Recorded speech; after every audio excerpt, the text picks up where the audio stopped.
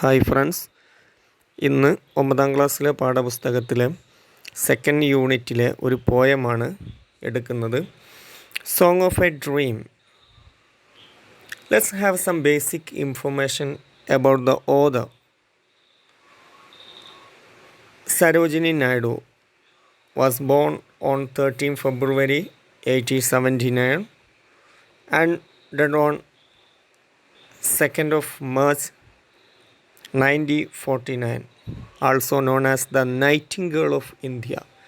ഇന്ത്യയുടെ നൈറ്റിംഗേൾ എന്നറിയപ്പെടുന്ന സരോജിനി നായിഡു ജനിച്ചത് ഫെബ്രുവരി 13, 1879, മരിച്ചത് മാർച്ച് 2, 1949.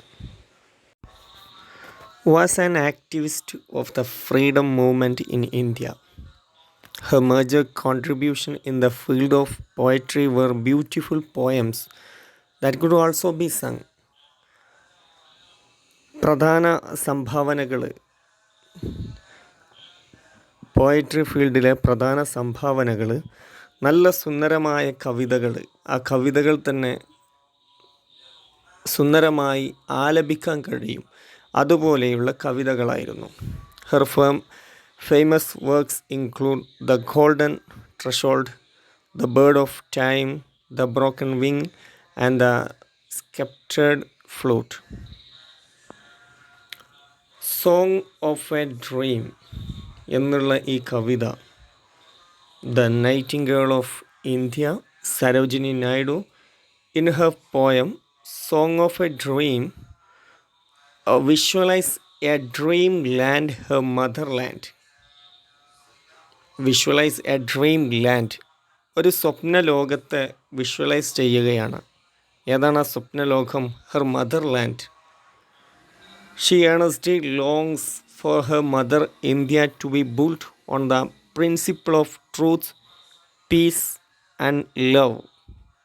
സ്നേഹം, സമാധാനം, സത്യം, ഈ 3 കാര്യങ്ങളുടെ മേലിൽ ഇന്ത്യ രാജ്യത്തെ പടുത്തുയർത്തണമെന്നുള്ള വലിയൊരു മോഹവുമായിട്ടാണ് ഈ കവിത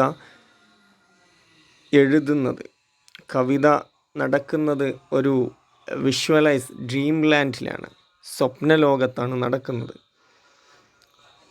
okay, now let's go through the lines of the poem. Song of a dream. The speaker of the poem is the poet herself. സ്വന്തം അനുഭവം ഫസ്റ്റ് പേഴ്സൺ നരേഷൻ മോഡലിൽ ഇവിടെ അവതരിപ്പിക്കുകയാണ് ചെയ്യുന്നത്. നിങ്ങളിവിടെ കാണുന്നത് പോലെ ഫസ്റ്റ് പേഴ്സണായിട്ട് ഉപയോഗിച്ച ഐ എന്നുള്ള കാണുന്നത് പോലെ ഐ സ്റ്റുഡ്, ഇതുപോലെ സിംഗുലറായിട്ടുള്ള ഫസ്റ്റ് പേഴ്സൺ ഉപയോഗിച്ചിട്ടാണ് കവിത പോയറ്റ് എഴുതുന്നത്. ഓക്കെ, നമുക്ക് പോയത്തിലേക്ക് വരാം. Once in the dream of a night I stood lone in the light of a magical wood. ഓരോ വരിയുടെയും ആശയം ആദ്യം ഒന്ന് ഇംഗ്ലീഷിൽ പറയും, അതിനുശേഷം മലയാളത്തിലും പറയും. Okay. Once in the dream of a night I stood lone in the light of a magical wood. One night in a dream the poetess seen herself standing alone in a magical wood. ഒരു രാത്രിയിൽ സ്വപ്നത്തിലാണിത് സംഭവിക്കുന്നത്, സ്വപ്നം കാണുകയാണ്. The poetess sees herself standing alone in a magical wood. ഒരു magical വുഡിൽ, മാസ്മരിക വനത്തിൽ poet സ്വന്തമായി തനിച്ച് നിൽക്കുന്നത് കാണുകയാണ്. Soul deep in vision that poppy legs sprang, the vision of the wood as like a bloomed poppy, and her soul merged fully and deeply in that vision.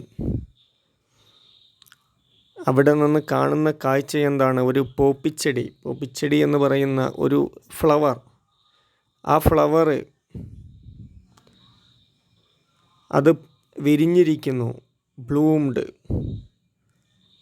പോയറ്റിൻ്റെ ആത്മാവ് ആ കാഴ്ചയിൽ അങ്ങേയറ്റം ആകൃഷ്ടയായിരിക്കുന്നു.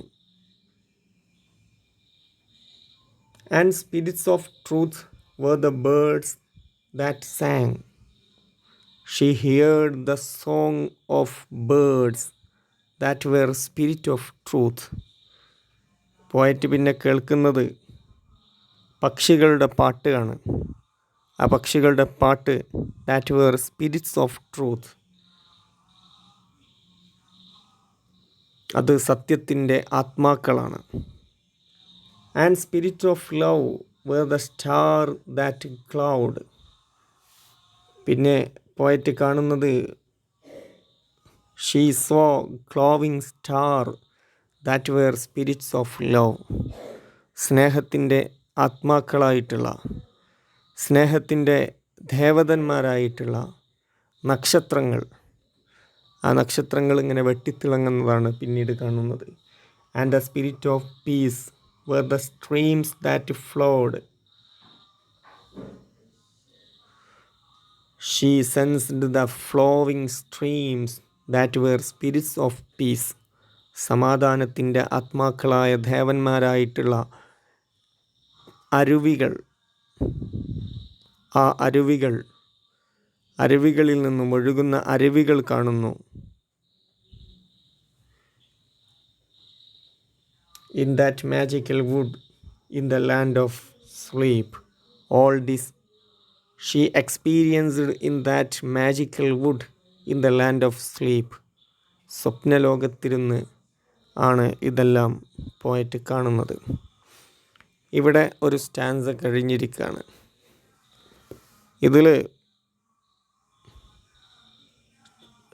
2 സ്റ്റാൻസയാണ് ഈ പോയത്തിനിക്കുള്ളത്. There are 7 lines in the first stanza. ആദ്യ സ്റ്റാൻസയിൽ തന്നെ 7 വരികളുണ്ട്. ഇതിലെ rhyme വേർഡ്സുകൾ ശ്രദ്ധിക്കുക. stood, would, sprang, sang, glowed, flowed. അപ്പം A B B C C D. Okay. പിന്നെ ഇവിടെ വേറൊരു പ്രത്യേകതയുണ്ട്. ഈ 4ാമത്തെ 4th line, 5th line, 6th line, ഈ ലൈന് തുടങ്ങുന്നത് ഒരേ വാക്ക് കൊണ്ടാണ്. And spirits, and spirits, and spirits. ഇതിന് ആദ്യം ഒരേ വാക്ക് കൊണ്ട് തുടങ്ങുന്നത് അനഫോറ എന്നാണ് പറയുന്നത്. ഒരു പോയറ്റിക് ഡിവൈസാണ്. ഇനി നമുക്ക് സെക്കൻഡ് സ്റ്റാൻസയിലേക്ക് കടക്കാം. Lone in the light of that magical grove, I felt the star of the spirits of love. When the poetess was alone in the magical garden, poet ആ magical gardenil തനിച്ചായപ്പോൾ, she felt like her youthful self was surrounded by the gleaming stars that were the spirits of love. സ്നേഹത്തിൻ്റെ ദേവന്മാരായിട്ടുള്ള നക്ഷത്രങ്ങൾ. ആ നക്ഷത്രങ്ങൾ യുവാവായിരിക്കുന്ന പോയറ്റിൻ്റെ ചുറ്റും, യുവതിയായിരിക്കുന്ന പോയറ്റിൻ്റെ ചുറ്റും വട്ടം കറങ്ങുന്നതായിട്ട് പോയറ്റിന് അനുഭവപ്പെടുന്നു. ആ പഴയകാല ഓർമ്മകൾ പോയറ്റിലേക്ക് കടന്നു വരികയാണ്. താൻ യുവതിയായിരുന്ന, യൂത്ത്ഫുള്ളായിരുന്ന സമയത്തുള്ള ഓർമ്മകൾ. She felt like her youthful self was surrounded by the gleaming stars that were the spirits of love. Gather and gleam round my delicate youth, and I hear the song of the spirits of truth.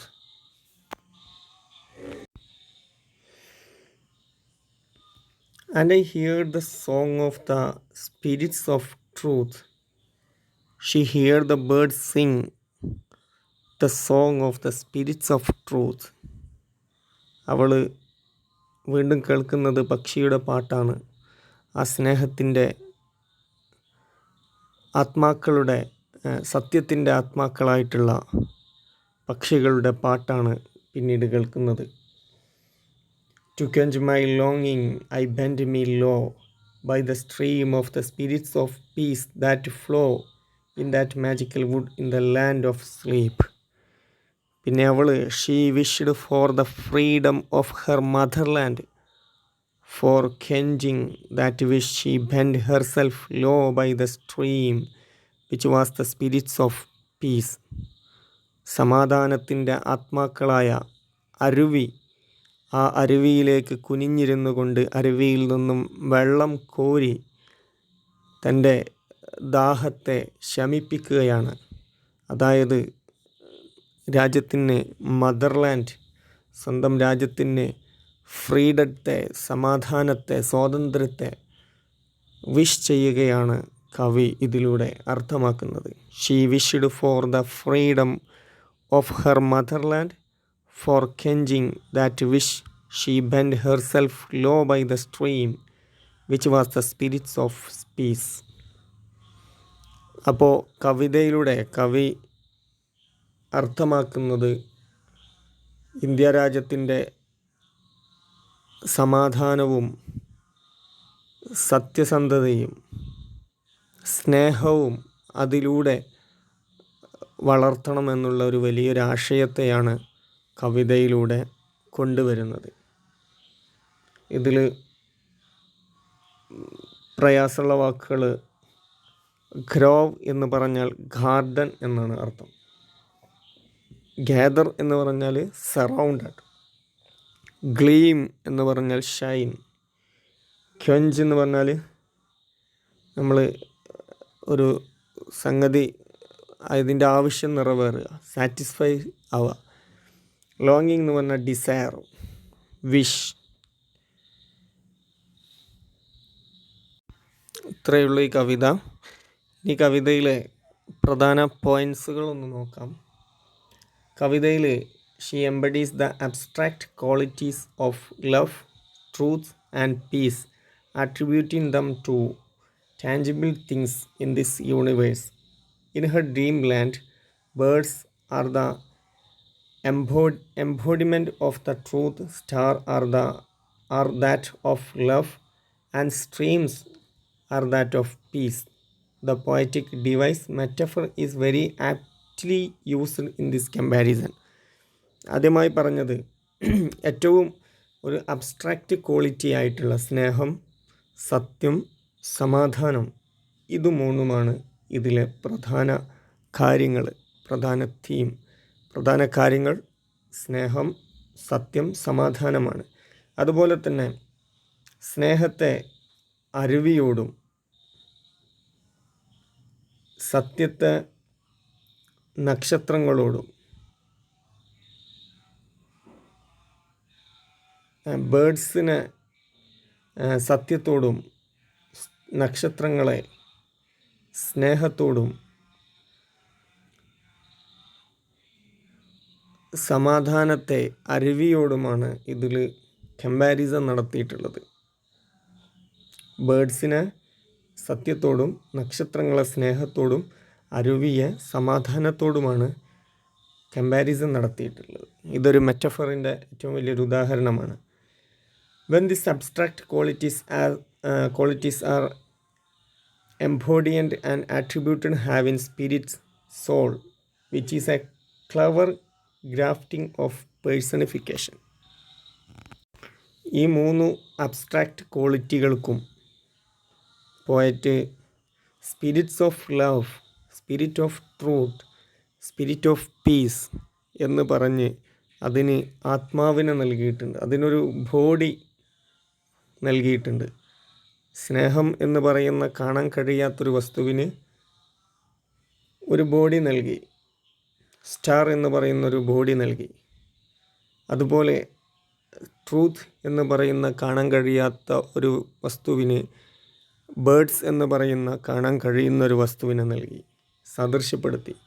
ഇങ്ങനെ ഉള്ള quality അതിന് spirits of love, spirits of truth, spirit of peace എന്ന രൂപത്തിൽ പറഞ്ഞു. അത് പേഴ്സണിഫിക്കേഷൻ്റെ ഏറ്റവും വലിയൊരു ഉദാഹരണമാണ്.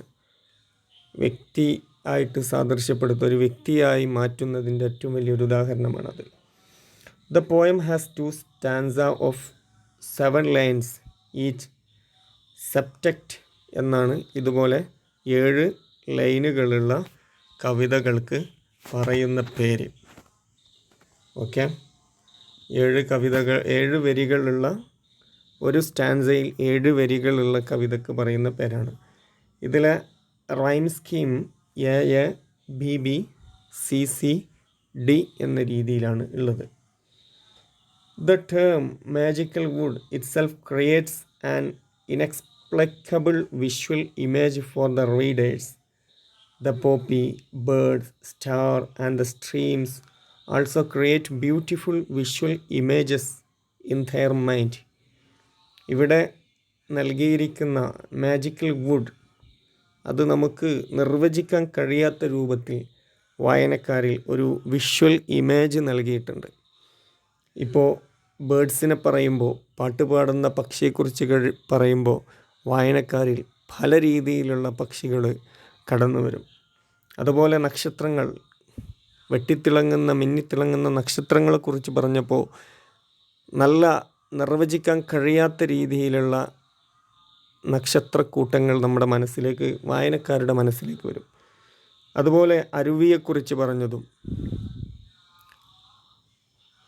അപ്പോൾ ഇവിടെ ഒരു ബ്യൂട്ടിഫുൾ വിഷ്വൽ ഇമേജ് നൽകുന്നുണ്ട് വായനക്കാരിലേക്ക്. The singing of birds form an auditory image. കൂടാതെ പക്ഷിയുടെ പാട്ട് എന്ന് പറഞ്ഞു.